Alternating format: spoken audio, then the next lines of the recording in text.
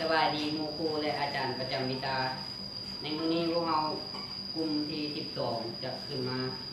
เฮ็ดบททดลองในกลุ่มของพวกเราก็ประกอบมีสมาชิกกลุ่มก็คือข้าพเจ้าชื่อนางเซงาปาคายลำดับที่35ข้าพเจ้าชื่อเท่าอนุรักษ์ทวีผลลำดับที่36ข้าพเจ้าชื่อนางอ่อนมณีส้นสิ้นลำดับ37ในหัวข้อของพวกเราที่จะมาเฮ็ดบททดลองในมื้อนี้ก็แม่นอัตราการเกิดอุณหภูมิและอัตราการเกิดปฏิกิริยาเคมีของธาตุซึ่งว่าจุดประสงค์ที่จะมาเฮ็ดบททดลองในมื้อนี้เพื่ออยากให้รู้ว่าอุณหภูมิแม่นตัวเร่งของการเกิดปฏิกิริยาแท้หรือบ่อุปกรณ์ของเราประกอบมีจอกติ๊กเกอร์ขนาด500มิลลิลิตร2จอกใน2จอกนี้จะประกอบมีน้ำร้อนและน้ำเย็นและมีบังไฮสองบังหลอดทดลอง4หลอดพร้อมด้วยหางวางส่วนธาตุเคมีของเราประกอบมีธาตุนาตรี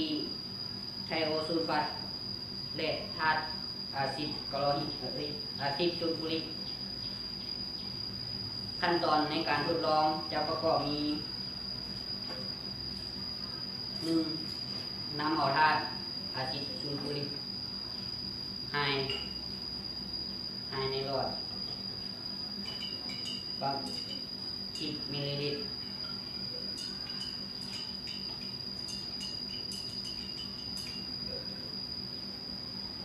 แล้วนำเอาที่ว่าได้ให้และวัดแทกปริมาณของอาซิดซัลฟูริกนั้นมาให้ใส่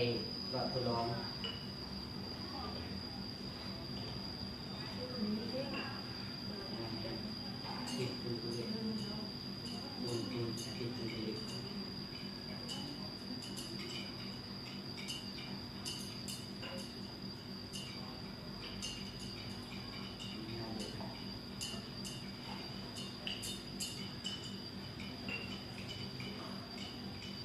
สองหลอดนี้จะมี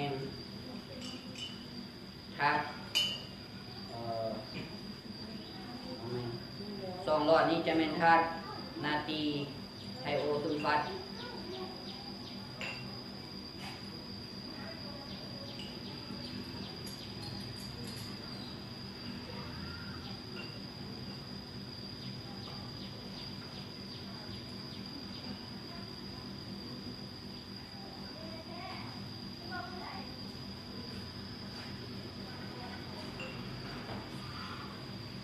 ส่วนอีกสองหลอดจะเป็นธาตุอาซิดซัลฟูริกขั้นตอนในการทดลองก็คือเราจะเอาธาตุอาซิดซัลฟูริกสองหลอดมาจุ่มลงอยู่ในน้ำร้อนและน้ำเย็นพร้อมๆกัน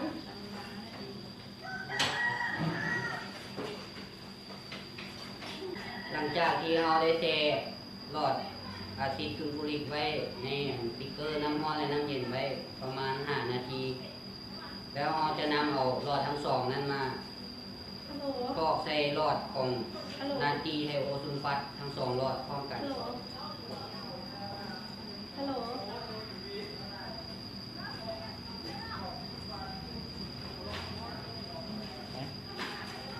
ไอ้ละเขาจะมาพูดอันนี้เลยบอกกับเจ้าทางนั้นก็ได้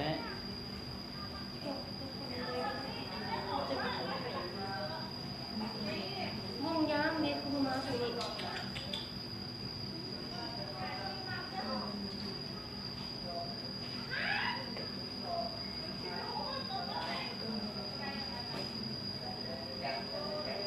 หลังจากที่เรา